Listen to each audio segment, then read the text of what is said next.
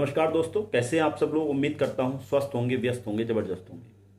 तो साथियों, बात करेंगे टेट मैटर को लेकर के।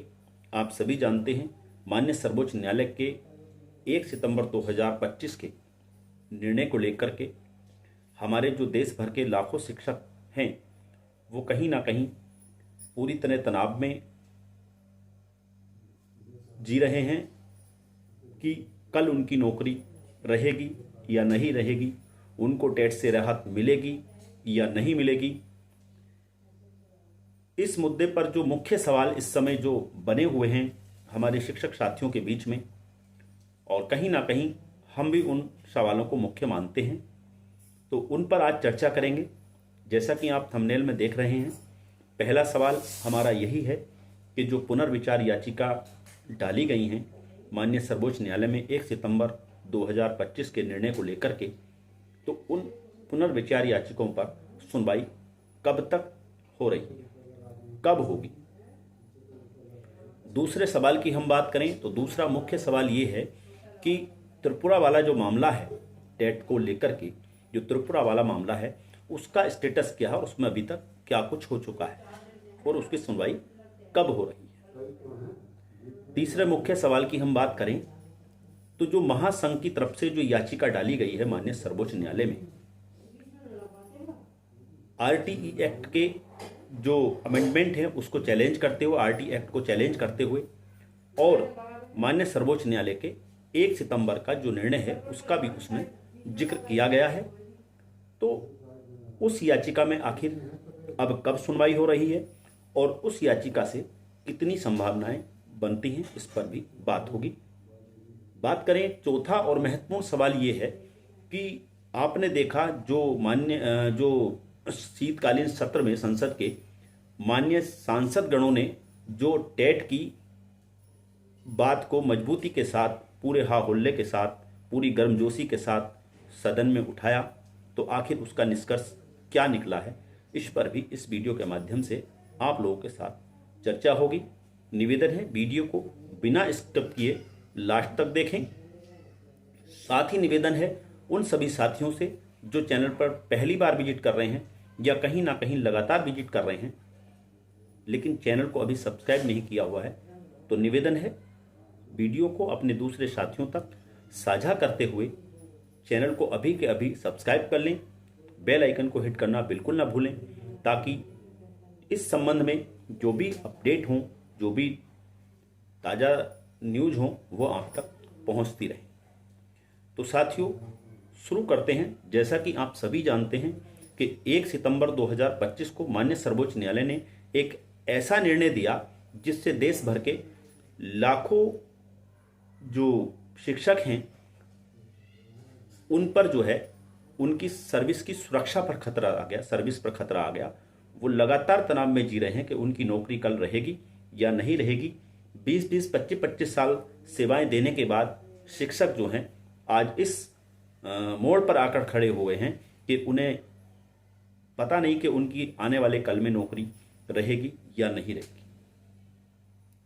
उसको लेकर के आप सभी हर स्तर पर काम किया जा रहा है शिक्षक संगठनों के द्वारा, और कहीं ना कहीं जो राज्य सरकारें हैं वो भी जो है इसमें आगे आई हैं शिक्षकों के हित को सुरक्षित करने के लिए, और उन्होंने माननीय सर्वोच्च न्यायालय में पुनर्विचार याचिकाएं डाली हुई हैं।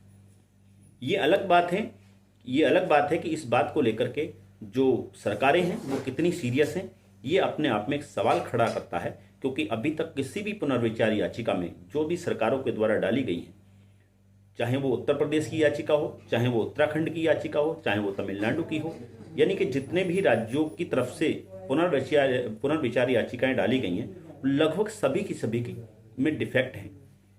साथ ही हम बात करें जो शिक्षक संगठनों की तरफ से याचिकाएं डाली गई हैं, पुनर्विचार याचिकाएं, उनमें भी लगभग ज्यादातर याचिकाएं ऐसी हैं जिनमें जो है अभी डिफेक्ट है।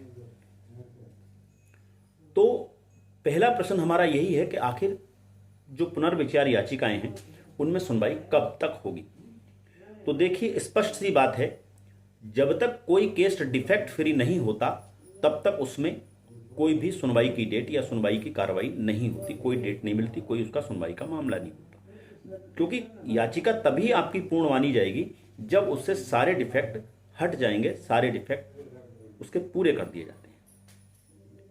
उत्तर प्रदेश की याचिका की हमने पिछली वीडियो के माध्यम से आपको बताया था कि उसमें 5 डिफेक्ट हैं, और कहीं ना कहीं खबर इस तरह की आ रही है कि उसमें से जो फीस वाला डिफेक्ट है, यानी कि जो फीस नहीं जमा की थी, कोर्ट फीस, वो राज्य सरकार ने जमा कर दी है। लेकिन हालांकि इसका अभी कोई भी ऐसा प्रमाणिक तथ्य नहीं है जिसके आधार पे कहा जा सके कि फीस जमा हो गई है। क्योंकि अभी अगर आप स्टेटस देखेंगे, ताज़ा स्टेटस अगर आप सुप्रीम कोर्ट की वेबसाइट पर जाकर देखेंगे और डायरी नंबर 53,434/2025 आप डालेंगे, तो उत्तर प्रदेश की जो याचिका है उसमें जब आप डिफेक्ट पे आप क्लिक करेंगे तो आप देखेंगे कि वहाँ पे अभी ज्यों के त्यों डिफेक्ट दिख रहे हैं, और ऊपर ही टॉप में दिख रहा है कि ये केस जो है 90 दिन के लिए जो है आपका डिफेक्ट लिस्ट में पड़ा हुआ है।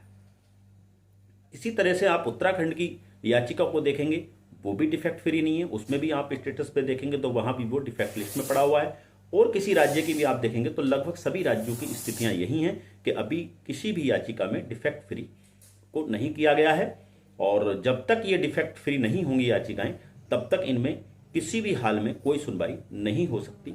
ये आप बिल्कुल निश्चित तौर पे मान लें। दिसंबर जा ही रहा है, तो इस दिसंबर में तो उम्मीद आप बिल्कुल छोड़ दें कि इस दिसंबर में कोई डिफेक्ट फ्री या इस तरह की कोई चीज़ें हो जाएंगी। अब रही बात जनवरी की, तो जनवरी में ही आप उम्मीद कर सकते हैं कि डिफेक्ट फ्री होने के बाद जनवरी के आखिर तक कहीं कुछ जो है पुनर्विचार याचिकाओं में कोई सुनवाई की डेट मिल जाए, हमें देखने को मिल जाए। दूसरी बात, त्रिपुरा का जो केस है, त्रिपुरा का केस भी टैट मैटर को लेकर काफ़ी महत्वपूर्ण है, क्योंकि उसमें भी जो लोग उसमें रेस्पोंडेंट हैं, जिन लोग यानी सजल देव करके अन्य अदर जो लोग हैं, वो उन लोगों की जो कहना चाहिए कि जो एडोब बेस पे यानी कि संविदा बेस पे जो रखे गए हैं वहाँ पे, वो यानी कि टैट अनिवार्य होने के पहले रखे गए हैं। उनकी वहाँ पर जो वो भर्ती हुए हैं वो टैट अनिवार्य यानी RTE एक्ट से पहले हुए हैं, और उनकी जो स्थायी नियुक्ति जो रोकी गई है वो केवल इसी बेस पे रोकी गई है कि वो टैट क्वालिफाई नहीं है। और 1 सितंबर 2025 के निर्णय आने के बाद और ये मामला मजबूत हो जाता है, सरकार इसे और मजबूत मान लेती कि अब जो है टैट के बिना नियुक्ति नहीं हो सकती। तो ऐसे में जो त्रिपुरा वाला मामला है, इसमें अगर उन लोगों के पॉजिटिव केस यानी उन लोगों के फेवर में अगर निर्णय आ जाता है तो ये अपने आप में बहुत महत्वपूर्ण होगा। और ये जो है पुनर्विचार याचिकाओं में जब 1 सितंबर 2025 के ऑर्डर के जो सापेक्ष जो डाली गई हैं याचिकाएं, उनमें जो है बहुत हेल्पफुल होगा। तो उम्मीद करते हैं 5 तारीख की जो सुनवाई है वो अच्छी हो, पॉजिटिव हो। और हालांकि उसमें जो अभी रिजोइंडर दाखिल करना था त्रिपुरा सरकार को, तो अभी हालांकि ये तो अब सुनवाई की डेट पर पता लगेगा कि वो रिजोइंडर उन्होंने दाखिल किया है या नहीं किया है। अब सवाल यही है कि वो रिजोइंडर जो दाखिल करेंगे उस पर डिपेंड करा के किया जाएगा, कि उस पर डिपेंड होगा कि कोर्ट का क्या रुख रहेगा इन टैट पीड़ित जो वहाँ पर शिक्षक हैं जिनकी नियुक्तियाँ नहीं हो रही हैं। तो देखते हैं 5 जनवरी को वो महत्वपूर्ण सुनवाई होने वाली है। बात करें, तीसरा सवाल हमने रखा कि जो महासंघ की तरफ से, शिक्षक महासंघ की तरफ से जो याचिका फ्रेश रिट डाली गई है माननीय सर्वोच्च न्यायालय में, उसको जो है माननीय सर्वोच्च न्यायालय ने जो है स्वीकार कर लिया, उसको एक्सेप्ट कर लिया। और कहीं ना कहीं एक्सेप्ट करने का मतलब ये है कि उस पर अब जो है विस्तृत रूप से सुनवाई होगी। RTE एक्ट पर भी उसमें आर्गूमेंट होंगे। NCT का जो नोटिफिकेशन है 2010 के, पहला जो नोटिफिकेशन है 2010, जिसमें स्पष्ट तौर पे कहा गया कि RTE के जो प्रावधान है, जो टैट है, वो जो है आने वाली भर्तियों में शिक्षकों पर लागू होंगी। तो ये सारी चीज़ें हैं, तो उनमें उन सब चीज़ों पर वहाँ पर विस्तृत बहस होने की संभावना है। और उसकी जो अब अगली सुनवाई है वो मान के चलिए आपकी स्क्रीन पर है। केस नंबर की बात अगर हम करें तो उसका केस नंबर है 54,442/2025 केस नंबर है। और 12 को इसमें एक महत्वपूर्ण सुनवाई हुई है और उसी में जो है इसको एक्सेप्ट कर लिया गया है माननीय सर्वोच्च न्यायालय के द्वारा। और इसको जो मेन केस है जिसमें 1 सितंबर 2025 का जो निर्णय आया है उसी केस के यानी कि 1385 करके जो केस है 1385/2025 जो केस है जिसमें माननीय सर्वोच्च न्यायालय का 1 सितंबर का ऑर्डर आया हुआ है, उसी केस के साथ इसको टैग कर दिया और उस केस में जितनी याचिकाएं टैग हैं उन सभी के साथ जो है इसकी सुनवाई अब वहां पर होने वाली है। और सुनवाई की डेट हम बात करें तो अब 30/1/2025 की इसमें जो है तिथि लगी हुई है। 30/1/25 को इसमें महत्वपूर्ण सुनवाई होगी और इस केस से बहुत ज़्यादा उम्मीदें हैं, बहुत ज़्यादा संभावनाएं बनती हैं क्योंकि इसमें विस्तृत बहस करने का मौका मिलेगा। इसमें RTE एक्ट पर बहस हो सकती है, इसमें NCT के जो नोटिफिकेशन उन पे बहस हो सकती है, RTE एक्ट में संशोधन किया गया है, अमेंडमेंट किया गया 2017 में, उस पर बहस हो सकती है। तो इस पर एक विस्तृत बहस हो सकती है। तो उम्मीद करते हैं ये जो केस है महासंघ, ये अपने आप में टेट पीड़ित शिक्षकों के लिए एक मील का पत्थर साबित होगा। इसके अलावा हम चौथी बात करें, जो महत्वपूर्ण बात है कि शीतकालीन सत्र में हमारे माननीय जितने भी सांसद हैं, चाहे वो विपक्ष के हों या पक्ष के हों, उन सभी का पहले तो हम धन्यवाद करते हैं कि उन्होंने टेट मुद्दे पर शिक्षकों की पीड़ा को पूरे गर्मजोशी के साथ सदन के पटल पर रखा। ये अलग बात है कि सरकार की तरफ से किसी भी मंत्री ने, शिक्षा मंत्री कहें या कोई भी मंत्री हम कहें कैबिनेट का, उसने इस पर बिल्कुल कोई जवाब नहीं दिया। बिल्कुल एकदम चुप्पी साधे रहे हैं, कोई जवाब नहीं आया। ऐसा लगता है कि यहां पर सरकार ने इस मामले को शिक्षकों के बीच और न्यायपालिका के बीच और राज्य सरकारों के बीच छोड़ दिया है। इसके बीच में सदन में ही लोकसभा स्पीकर ओम बिरला जी का बयान आना कि सरकार इसमें क्या कर सकती है, ये बेहद निराशाजनक था, बेहद तर्कहीन वक्तव्य था। तो कहीं ना कहीं यही मान के चलते हैं कि इस शीतकालीन सत्र में सरकार की चुप्पी कहीं ना कहीं इस बात की तरफ संकेत करती है कि इस मैटर को, इस मुद्दे को केंद्र सरकार ने राज्य सरकारों और न्यायपालिका के बीच छोड़ दिया है।